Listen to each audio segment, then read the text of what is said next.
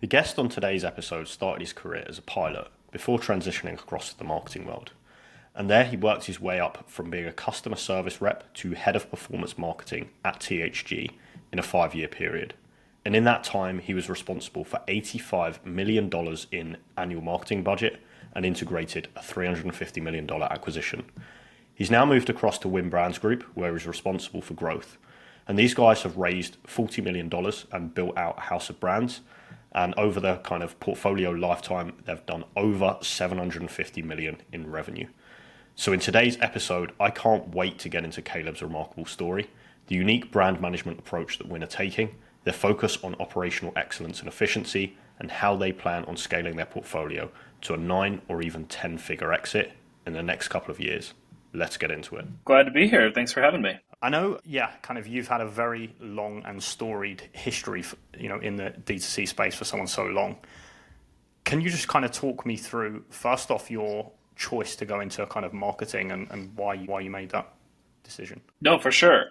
For me, it was an accident, really. I didn't mean to get into this. How I got into it is I started my career, like I said, on accident. I was going to school to become an airline pilot. I lived in Utah at the time. I was going to a school called Utah Valley University, and I picked up a part-time job to just make some cash on the side. And the job was to pack boxes in a warehouse and to answer phone calls for customer services for like a family startup.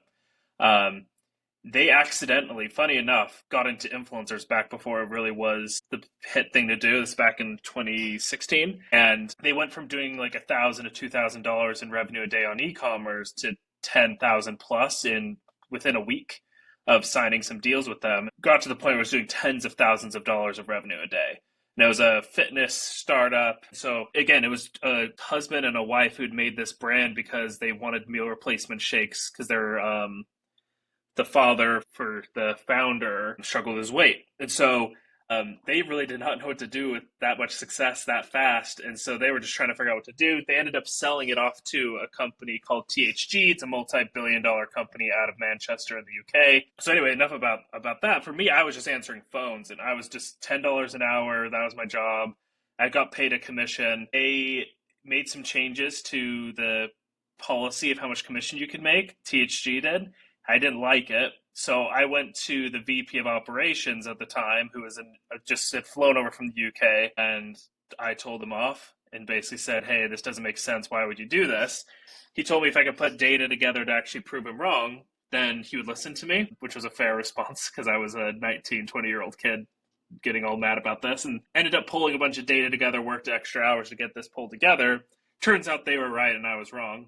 And so I showed him the data, and he took a liking to me, and he took my disrespect as something he actually liked about me. And so he kind of took me under his wing.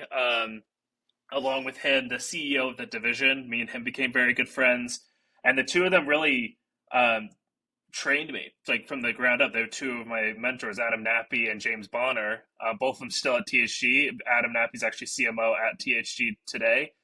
James Bonner's the GM for the US for their beauty division. And yeah, they would, after hours, after I answered phones and stuff during like normal shift hours from about 6 to 10 p.m., they would just sit with me and teach me Google Analytics or teach me how to look at a P&L. And so slowly just went from there. And so to speed the story along, got promoted multiple times throughout that period, ended up moving to New York and managing a team of about 30 people by the time I was 24, 25 years old. And to this day, still really, really good friends with them. I just went to James Bonner's wedding this year. Adam Nappy and that was there as well. We all got to hang out and talk. But yeah, it was really just coincidence, timing, a lot of things where I was not planning at all. I was trying to fly planes and ended up being in e-commerce instead. Okay. And I know you kind of, past that grew and excelled pretty rapidly within the e-com space.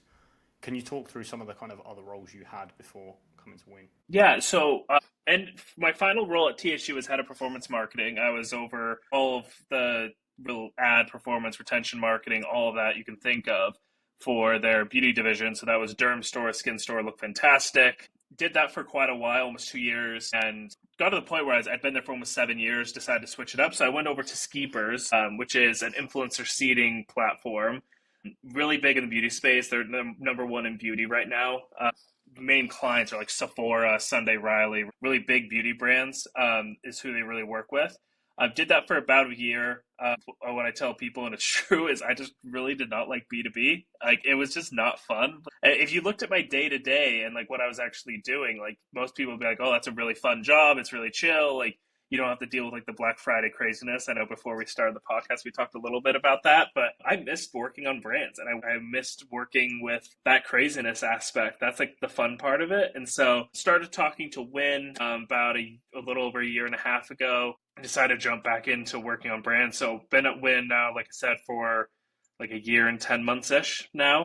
Yeah, really have enjoyed it. It made me realize very quickly that although B2B is its own space and I appreciate it, it's definitely not for me. I love working on brands. So at Win, I've had a few different roles. Started out really heading up just the acquisition side of things, then shifted over to VP of e-commerce, looking over just the Shopify shops plus all the advertising, everything like that. And then became VP of growth, taking over Amazon, all of that back in February, March 10. Okay. Staying with kind of Win then, can you just talk through the thesis and more specifically what you guys actually do? Yeah, no, and this is one of the reasons I joined. It's the same thesis as THG had. THG is a house of brands as well. But really, the whole purpose of these house of brands is it's really tough for mid to smaller brands who hit that stage where they really need to scale up, but you have to basically spend your way out of it or really put a lot of focus on growth when funds are tight or you just don't have the talent level. There's a lot of issues for these brands. And so the house of brands model is basically you take a brand who is either hit their peak or is ascending and they're really doing a good job. They just don't know how to take it to the next level. We take them, plug them into our model. That model allows someone like myself, I work across all of our brands. So there's 5 brands here at Win. Rather than one brand having to pay my salary, there's 5 brands who are paying my salary, and it allows them to have somebody at a VP level or multiple VPs like we have here to work on a brand that normally would not be able to afford the salary of so many people that we have here, or to have the agency partners, or for example, like Google and Meta and all these advertising platforms, they prioritize you and give you priority based off how much you're spending with them. So it allows us to basically, like the European Union approach, where it's like if we're all combined together, we're more powerful together. So that's really what it is. And so we do a shared P&L. Obviously, each brand has to contribute to that P&L, but it allows us to be more thoughtful.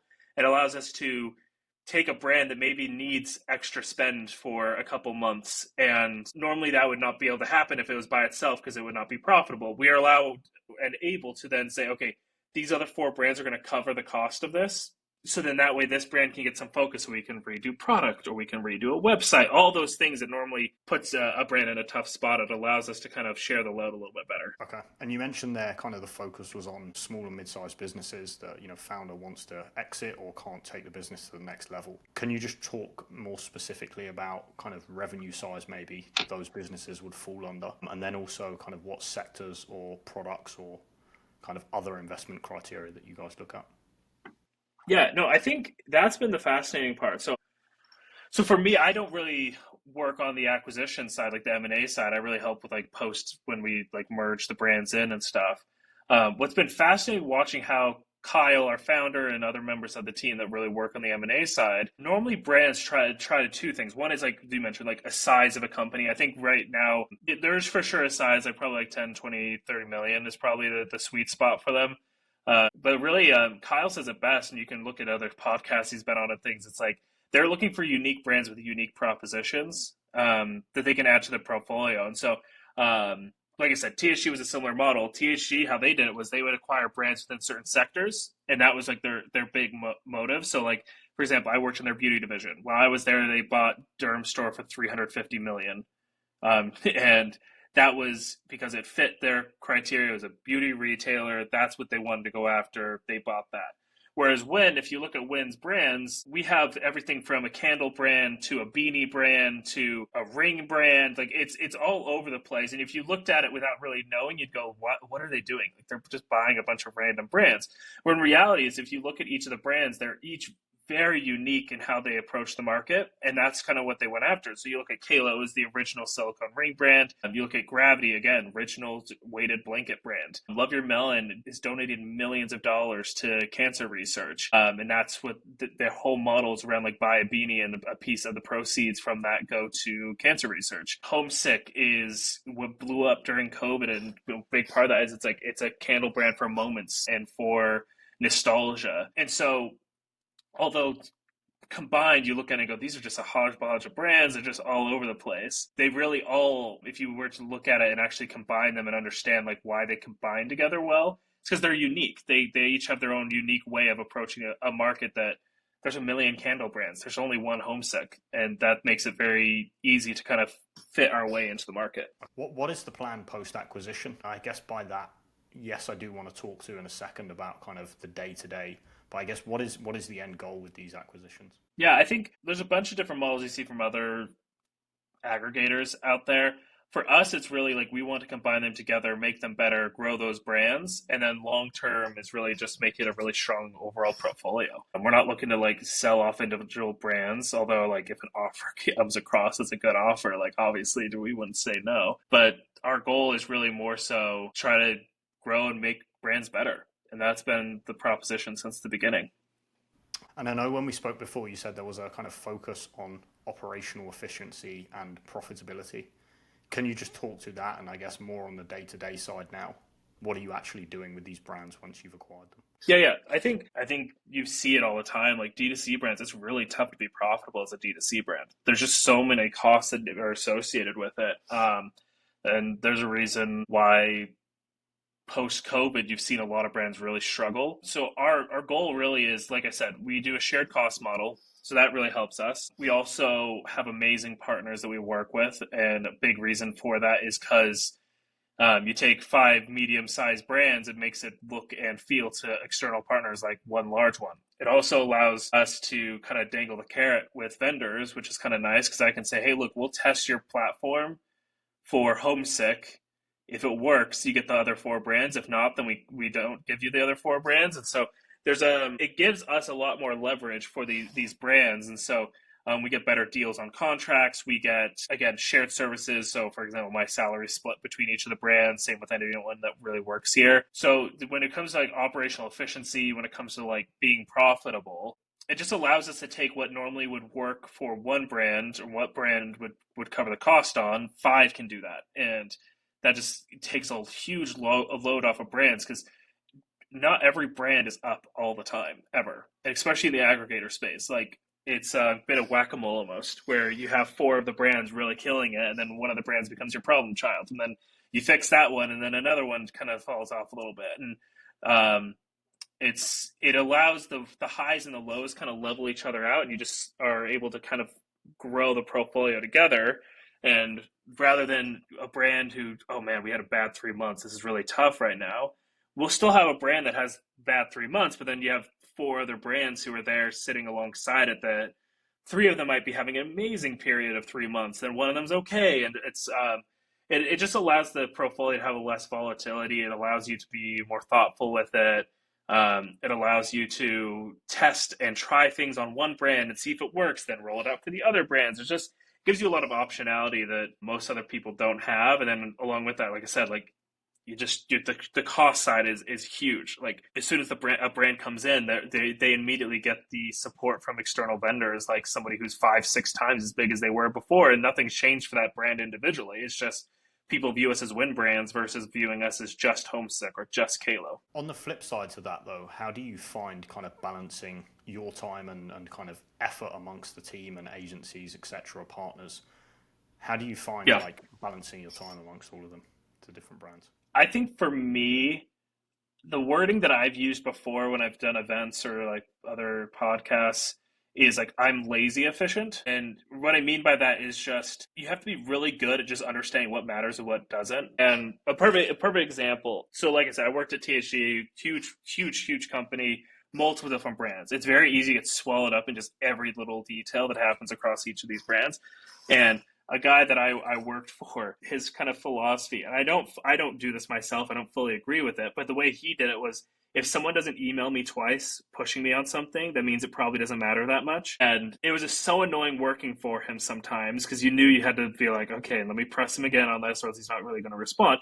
But like, it was his way of filtering out, and that's kind of what my point is more than anything. It's just like you have to filter out like what actually matters versus what's something that would be nice but doesn't really make a huge difference. So it makes it so like, are there things that probably slip through the cracks? For sure. At any company, there's things that slip through the cracks. You just have to be really good at understanding like what is actually going to be material, what's actually going to make a difference, what's something that is nice to have, but not any customer will cause any issue for a customer, will not cause any issue with revenue. It's just okay, well, that's a future Caleb problem. He'll figure it out.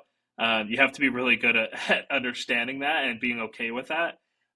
Because it can, if you get too swallowed up in the little details of every single thing, yeah, you might make one thing perfect, but will that change revenue significantly enough to actually make it valuable? Maybe not. And that's a skill and a talent that some people have, and you kind of have to figure out how to have that talent if you go work across so many brands, or else you become overwhelmed. It can be very overwhelming if you allow yourself to get sucked into every single problem that comes your way. I know they're kind of common fundamentals across all the brands that you're focused on. And two, how do you filter those different kind of things coming across your desk? No, I think one of the things is just process. Like you have to have really good process. We have some people here that are just absolutely incredible at it. And I'll give a shout out to one that her name's Alex. Like she's in charge of getting our calendar all set up. She's the one that makes sure that like everything is orderly and across our Asana tasks. And just having her in that seat is really critical for us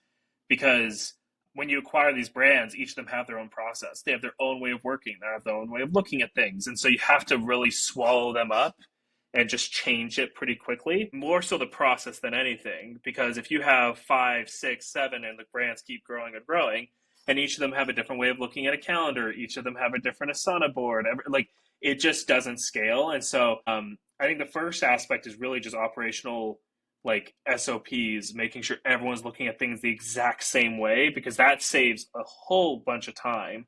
Because even though the brands, you might market things differently, maybe emails look different, creative, the branding, all of that, if on the back end, the way that you put in a brief or the way that you actually request a copy for an ad is the exact same, you only have to do things once. You have to think about different ways of doing it.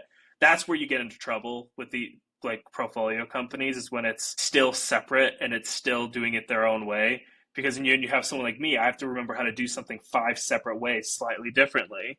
That makes it so much more likely you're going to make a mistake, or there's just going to be slowdown. Okay. And I guess for your role, kind of specifically, are there fundamentals or KPIs that you're tracking very regularly across all of the brands? Oh, for sure. My job is to make us make money and drive as much revenue as possible. Also and I will say this as a disclosure, so my CFO doesn't get mad at me, but also to make sure it's profitable growth. We need to make sure we do that. But in reality, that's what I'm looking at. Just make sure, are we driving as much revenue as possible at the most efficient ad cost possible? Make sure we're driving enough new and returning customers to fill the funnel and make sure that we're in a good spot.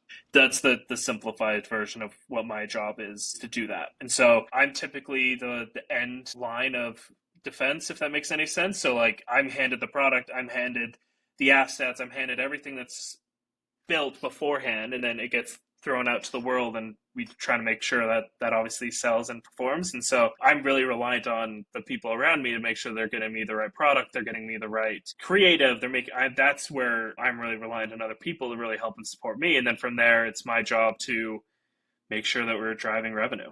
That's the fun bit, right? It is the fun bit. That's why I do what I do. Because if is this or fly planes, and I needed to do something entertaining because flying planes sounds fun. So kind of ended up on this. Just a side question on that. Have you ever gone back to that kind of dream? And is that something you do on the weekends maybe? No, unfortunately, this is the worst part about it. Like I was going to school for it. I did all the boring work. I never even got to fly a plane. I just got to do all like the boring groundwork to actually get to the point I could fly a plane. So I do have a plan someday to get my private's license and to actually do it. Because like the reason I picked that as like my career at the time was because I wanted to do something that wasn't mundane and was something interesting. So one of the reasons I moved to New York when I did was 21, 22-year-old was because like I love chaos and I love the craziness and I don't love the mundane like part of life. Like it's like why it just sounds boring, you know what I mean? And so like flying a plane, like what more can you ask for like a career that's not boring? And so that was really the reason I picked it. It wasn't because I was like passionate about aviation. I think it's fun. I think it's interesting, but it really was just I've always tried to find like what's the most fun and entertaining way I can do this. And so e-commerce and marketing, all of that kind of filled that void for me. And it was something that I found fascinating and found interesting and wasn't mundane. There's things going on constantly. Like that was always the goal. Okay. And do you play Flight Simulator at the weekend? I do Flight Simulator, but again, I never flew a plane, so I'm not good at it. Like that's the problem here. So I need formal training. That's what I need at this point. But I have two little kids, so all my money goes towards those two little kids and all that. So once the kids are older, then I'll for sure get my license. Okay. So talking of where money goes, I know you guys haven't acquired any brands this year. Can you just talk through kind of the thought process and where you guys are at in that process? Yeah, I think we acquired a ton of brands really quickly. Before I came on, they were acquiring brands constantly. And I think most brand consolidators go through a period where they go and say, okay, like let's work with what we've got and get those into a really good spot. And so really it's been, since I've gotten here, we've rebuilt every single website for all these brands from ground up, completely brand new tech, brand new platforms. Each of them have been moved over to headless. And along with that is consolidated agency partners, and we've consolidated the ways of working. So really that's been the approach for us this year is let's not acquire more brands. Let's get these brands into an incredible spot. So I was just looking at numbers today. Conversion rate is almost doubled on Homesick this year. And if you look at like CAC, for example, over Black Friday, it was down significantly compared to last year, but across multiple brands. And so it was one of those where it's like you got to do the work and get them into a good spot, and that takes time to rebuild every single website and takes time to consolidate contracts and brands, agency partners and teams. Like it just takes time to do that. And I think rightfully and smartly, we've decided, hey, like let's make that a priority for 2024.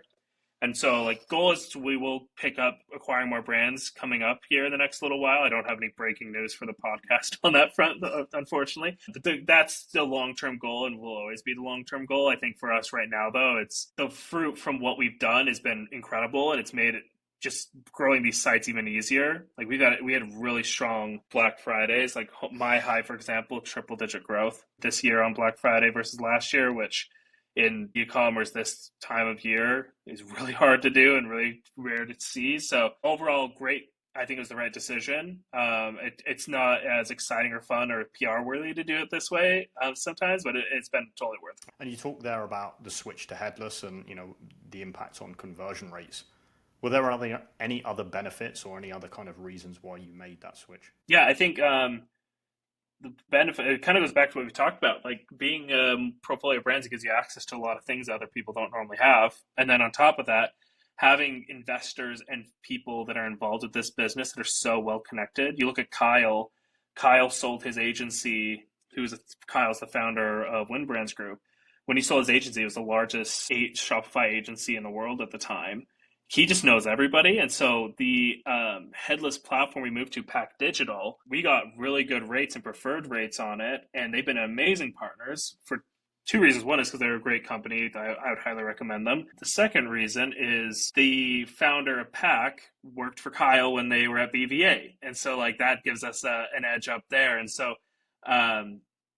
there's been benefits alongside that. Like I mentioned, conversion rates up huge. Our sites are way faster than they were before. But also just we were able to do something that normally is a tech platform that maybe would be tougher for a smaller brand. The combo of being able to do a group rate, and then on top of that, just the people we know, really made it a no-brainer for us to do it. Okay. And for brands that, like you said, maybe are a bit smaller and kind of not part of this kind of wider group, what level would you recommend they be at before looking at a potential switch to headless? Yeah, I think it's more the cost versus upside. So you need to drive enough revenue and traffic to actually be able to offset the cost and the lift from Pack and moving headless. I don't know if there's a specific number I have in mind. I think it really is brand to brand specific, but you just have to model out, like if we were to stay on Shopify with the current rates, or if we were to add on Pack or another headless platform as the way we're building out our site, does the lift in conversion, the lift in site speed, all of that, does it offset the thousands of dollars a month that it costs us to be on there? So really it's a operation, like a math operation you have to do, just to weigh the two. So I don't know if there's like a specific, like they need to be above X revenue for it to be worth it. I think it's more brand to brand specific, because if the conversion lifts by, let's say 30%, which I believe is one of the metrics that they use in some of their decks, don't quote me on that. Let's say it's a 30% lift. It really depends, like what's their AOV, how much traffic are they driving, all that. Because just because they're seeing a conversion lift, does it make sense to spend thousands of dollars a month on a platform? Do you see the lift to be able to offset that? Okay, that makes sense. I think next I want to kind of dig into the operational efficiency and profitability focus that you guys have been having the past few years. Can you just talk specifically about kind of steps that you've taken to streamline operations and drive growth for those brands that you guys own? Yeah, no, I think good example this year is when I came on, we had multiple different agencies on search, multiple different agencies for affiliates. And a big reason there was multiple of them is just like we acquired a ton of brands very quickly. Each of them had different agency partners. They had started consolidating, but there was still some work on consolidating all of it. So beginning of this year, we consolidated our agency partners through one called Lunar Solar Group for our e-commerce business. And it allowed us to consolidate our search, our social, our dev resources, all of that through an agency partner. And again, preferred rates. Like when you're working brand isolated to one brand for each agency partner, they're going, okay, I can see this one brand. What is it going to cost? Where if they say, okay, look, you're going to 5 brands that drive millions and millions of dollars for you, like you start to see the costs shrink and shrink and shrink. And so that's been the biggest one this year for me, is just reducing our costs through consolidation with agency partners. Along with that is because they're all consolidated together, it allows us to have a bit more of, I would say, like a centralized team that we're going to. Because, for example, working on building out websites, perfect example. With agency partners, typically because they're on their own, they get paid for like the hours they work on the site. Whereas for us working with Lunar, because they do our paid search, they do our paid social, they do our email and SMS, they're paid right now as a percentage of our revenue. And so does their dev team who actually builds our websites. So it allows us to have our incentives fully aligned now versus previously, whether it was an internal team, whether it was an agency, everyone's all over the place. Whereas for the agency partner now, they have to make money for us in order for them to make money.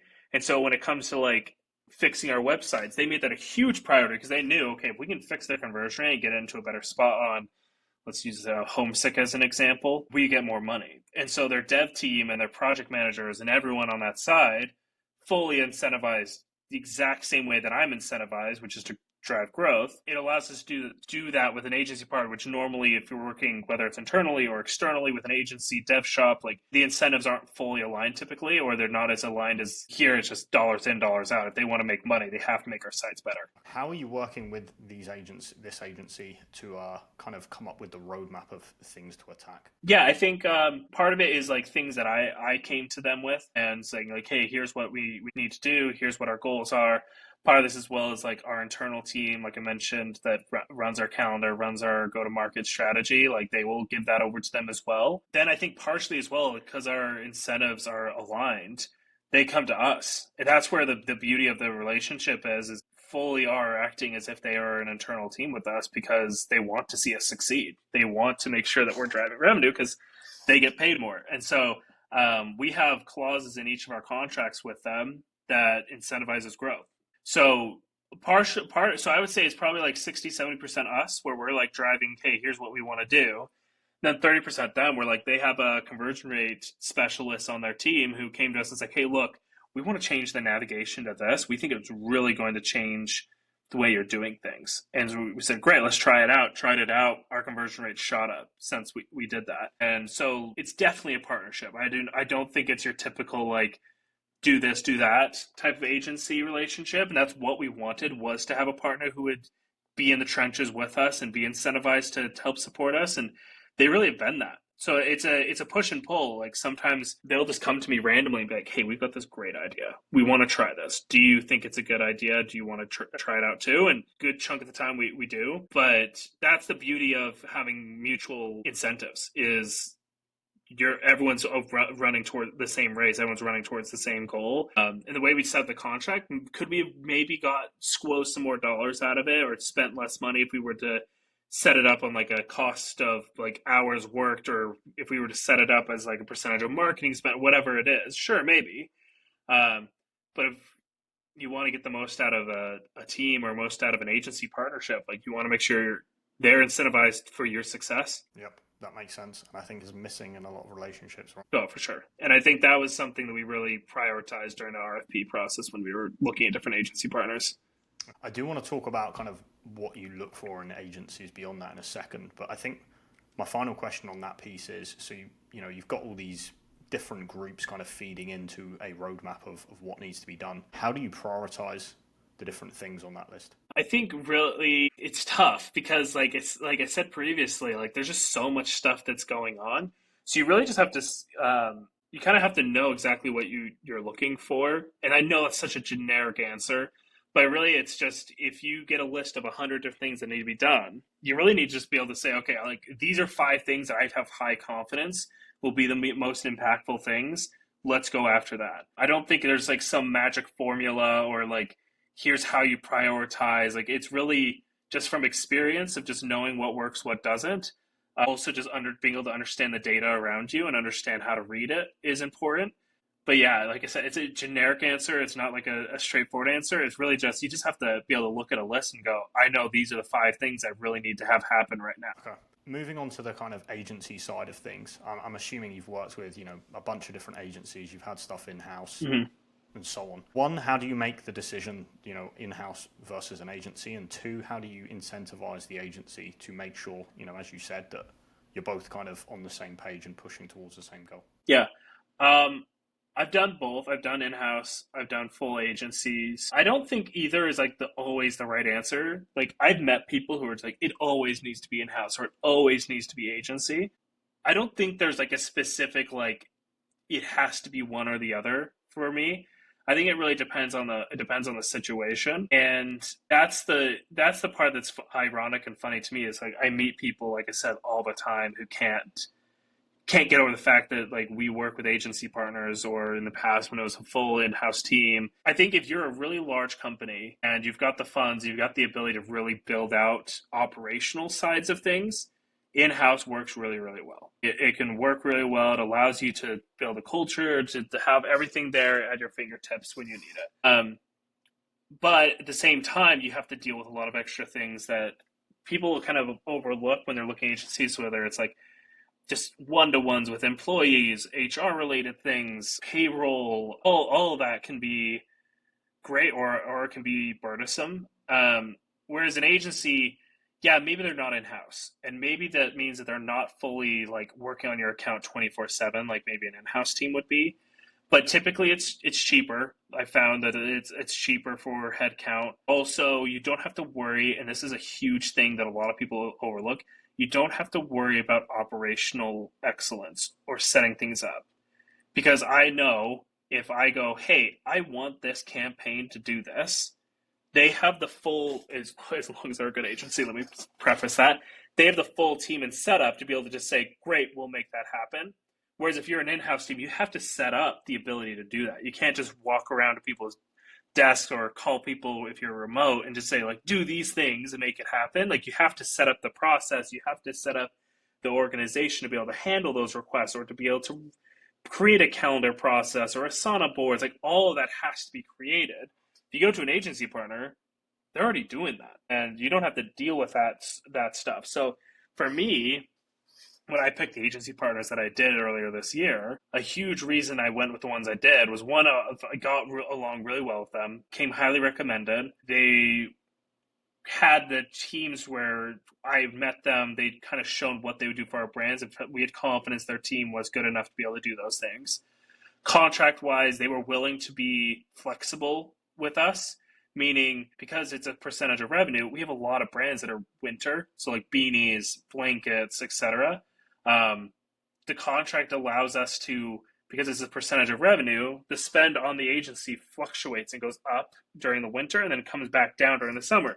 That allows you to have a much more profitable summer than normally where you have an in-house team. Like you have to pay salaries based off of that. So I think so for me, like I said, I've done both. I don't think that there's a fast rule for which you should go. I see benefits from both. Like I said, in-house, fully your team, you set the culture.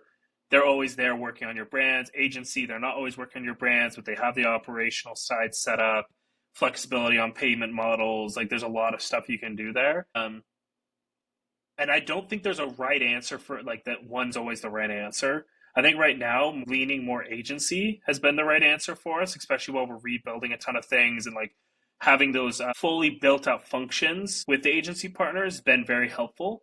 Long term, do I think we'll always be agency? I don't know right now. Maybe we'll like add in more people in house and look at doing that more in the future. But right now we're like really happy with being mostly agency, like especially on the e-com and ad side. Okay, it's a very nuanced answer. I guess my next question is, as the kind of brands group or the holdco, whichever you want to call it, what are the functions that you guys kind of keep in-house? Like, what are you doing for the brands? And what kind of pieces of the puzzle do you recommend that the central company keeps hold of? Yeah, I think our operations team is all in-house. Our CX is all in-house. Our brand team is all in-house. I think those are really important functions. Like, maybe you have consultants or contractors and things to fill in gaps for sure. But having a team who really is dedicated to your product, to your branding, to all of that, like them, they need to, in my opinion, be in-house. When it comes to like advertising, to emails, to like whatever, when you're looking at that, I think it can be a combo of both. I've just seen it done in a million different ways, whether it's half the team is agency, half the team is in-house, all agency. Really just depends on like, can you build a really good in-house team?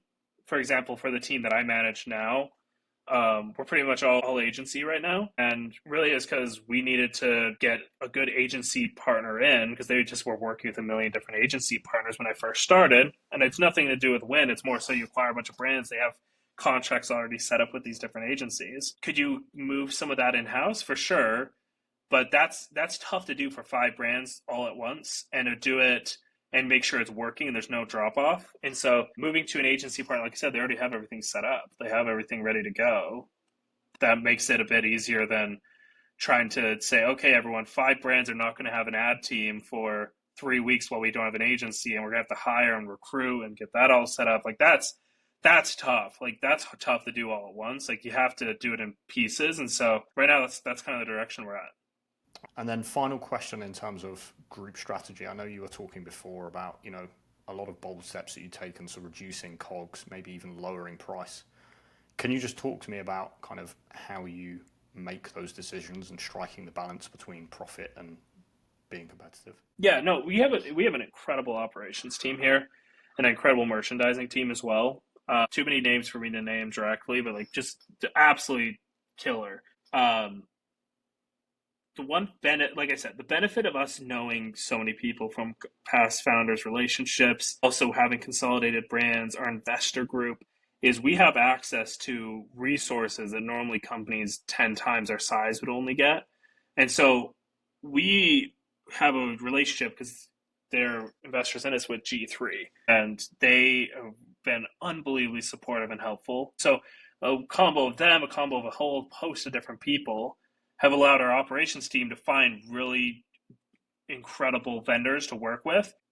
Again, like I don't work with that team, but I know for a fact, like I get messages where it's like, hey, look, we were able to reduce the cost of candles. We were able to reduce the cost of our sauna blankets to actually make and manufacture. Gives us an edge profitability wise, but also allows us to be more competitive. So we lowered our price on our candles from like $34, $35 to $29 this year when everyone else, because of inflation, is looking to raise price. That's a huge advantage for us, and it allows us to be more competitive in the market. So really just credit to that team because they've put a ton of work to do that. But that's also the benefit of the House of Brands mentality is we have a big operations team that these brands that normally would not have can get the support and the ability to get these lower rates. I want to touch now on kind of the marketing side of things. So kicking off with acquisition, what are you guys seeing that's working really well at the minute, and what are you kind of struggling with, or what are you seeing as challenges? Yeah, I think what's working really well. I don't think I'm gonna say anything really really different. I think Meta is still king. Like Meta is still like the place to advertise, and so Meta's doing really really well for us. I think the challenge with it is like everyone else knows that too. So like we've seen, as everyone else has, like the cost to advertise on Meta is just constantly increasing, and so I think the main challenge is just we need the best assets and copy you can possibly imagine in order to stand out. And that's always a challenge, but I think it's even more a challenge when you have so many different brands. And so I would say like what's working is really just we've seen a lot of success with Meta. We have some partners we're working with now. One is Proxima, who I've been on a podcast with them before as well, because they are an audience platform that's really helped support us to scale Meta, and they've done an incredible job. Highly recommended from me. So we have some good partners that are really helping us exceed and do better than a lot of other people. The challenge just continues to be assets. Like you just really need a constant flow of new content to be able to push. That's what's working, and that's what you need. And so that's our biggest challenge. But okay. And in terms of other channels for acquisition, have you had much success, going beyond Meta to TikTok or AppLovin? I know is kind of the trend at the minute. Yeah, AppLovin. We're currently on AppLovin. We're testing them out right now. Early stages. I can't be like, you've seen the LinkedIn posts or the different people pushing it. Like it is blown up for a ton of people. We're early stages with them, so we're definitely trying it. We're doing a lot of different things right now. A part of like this whole, like I mentioned, like I wouldn't say fixing it, but just like regrouping that we've had this year. Like I said, building websites, all that. Part of that is really just we've cut back a ton on other costs. Not because it wasn't working, not because of anything other than, like I mentioned, like simplification sometimes is really good. And it really can, sometimes you just need to simplify things back to the basics. So we really have done that on our advertising. We're just now starting to expand back into channel growth in different areas, like TikTok's one that you mentioned that we're expanding into now. The reason we have it to this point is kind of to, like I said, we were rebuilding our websites. Now we can actually test TikTok with a conversion rate double than what it was when we would have tried to test it 6 months ago. Like that's a great way to start testing, is when you have a conversion rate that much improvement on. So that's kind of where we're at. Like it's boring. Like, and that's kind of been this year. It's like my goal has been to make it boring. Like let's get back to the fundamentals. Let's make our site convert super well. Let's make sure that our ad copy, creative, our advertising calendar, like all of that is really just concise and just buttoned up and in a really good spot. And now we're in a position where we can add in a TikTok. We can add in an AppLovin like we've added on. And we know that it's set up to succeed versus we just got to try because we got to try something new. Like sometimes it's okay to just say, like, let's do really boring stuff really well for a bit. And then you can plug in the extra stuff, and then it's going to work much better that way. No, I think there's a saying, right? Simple scales, complexity fails. Yeah, no, it's huge. It's something that like this is not a joke. Last year, we simplified our navigation on one of our brands. Literally, that's all we did. We just simplified the navigation. There was a ton of different options. We have so many different products, and so like everyone wanted to list out every product in the navigation so people could click through. We simplified it to where it was like you can buy a men's ring, a women's ring, and maybe a couple other things. Conversion rate shot up. It converted way better.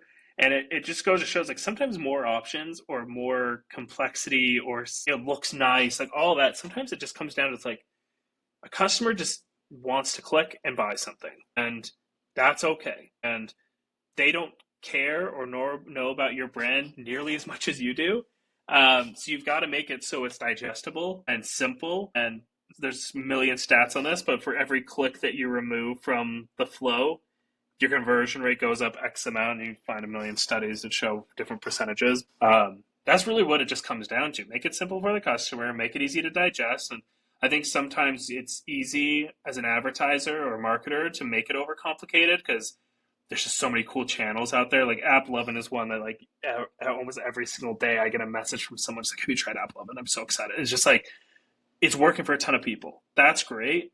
But if you're sitting there with a site that's just not working or a site that's not performing to the expectation you might have, maybe it's okay to be the last one on that ship, or maybe it's okay to wait a little bit longer and just make sure that's in a good spot. And like that's really been what I've been preaching this year, and it's what we're doing, and it's been working, is just let's do the fundamentals so well that we never have to revisit it again because it's just so buttoned up. It just will always work. And now we're in that spot, and now we can add in an App Lovin or TikTok.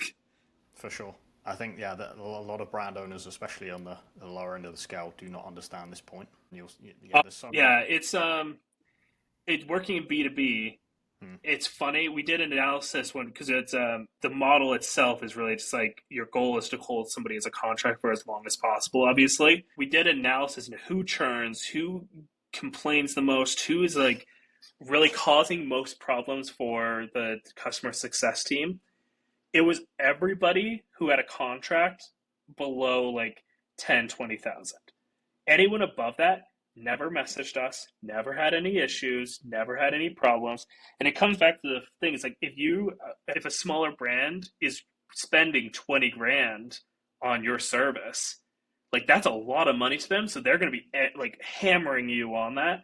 So to your point, with like a lot of founders and a lot of smaller brands struggle with that, is because there's just so many more stakes for them that when they do an App Lovin and they're told they have to spend, I make up a number, but like let's say $500 a day, to a larger company, you might go, okay, sure, like we can run that for 12 months and not even bat an eye. It doesn't matter if it's profitable. Let's just give it a time and let it happen. Whereas a smaller brand goes, that's my entire advertising budget. And then they try it and they go, this is not working. It's 3 days in. What's going on?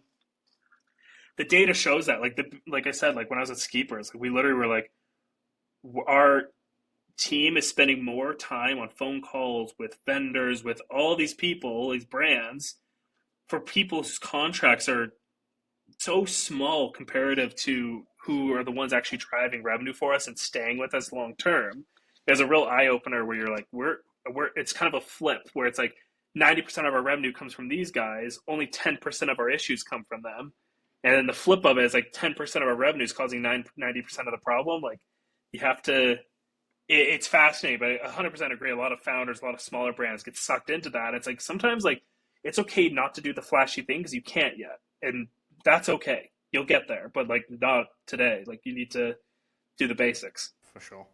I know we're kind of coming up on time, and I did want to touch on briefly kind of LTV and retention. Can you just talk very quickly, high level points of what you guys are focused on that side of the business? Yeah, I think a benefit from my background. So when like I mentioned, I started out in customer service, got mentored at THG. My first 2 years was as a data analyst, both on operations and marketing. And so when it comes to retention, one of the benefits that I always have from a skill set standpoint is that analytical background and analysis background. And so I think retention, but there's an art to it. Because you're sending an email, you're sending a text, it needs to have copy, it needs to have creative, it needs to look good. When it comes to segmentation, when it comes to LTV, that's really just a numbers game. That is just analysis and understanding it, and cohort analysis and understanding which cohorts you need to focus on. And so for me, it's always like, that's the channel that I think I like to hone in the most when it comes to that sort of like data analysis, because Meta, Google, etc. Like, yeah, you can get into audience stuff and there's audiences, don't get me wrong, but it's so automated now to the point where you can run ads without really any targeting, and there's a good shot it's going to perform. If you have good product, good assets, you're going to be fine. Whereas on the retention side, I think it's important to be able to understand and know how to talk to your customer, when to talk to them.